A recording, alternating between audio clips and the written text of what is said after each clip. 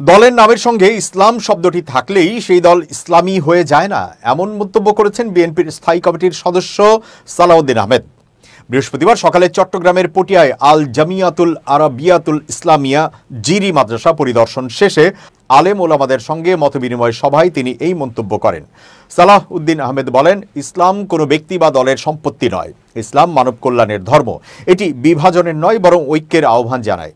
তিনি আরও বলেন, শুধু রাজনৈতিক ফায়দা হাসিলের জন্য দিনকে ব্যবহার করা উচিত নয়।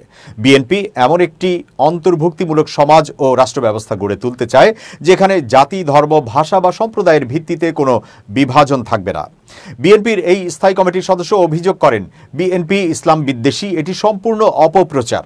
বাস্তবে আলেম ও ইসলাম বিদ্বেষী শক্তির পতন হয়েছে আওয়ামী লীগের মধ্যেই। বিএনপি বরাবরই ইসলামপ্রেমী মানুষ ও আলেম সমাজের পাশে থেকেছে।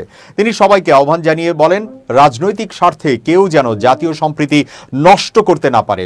ঐক্যই হতে পারে জাতীয় মুক্তির একমাত্র পথ।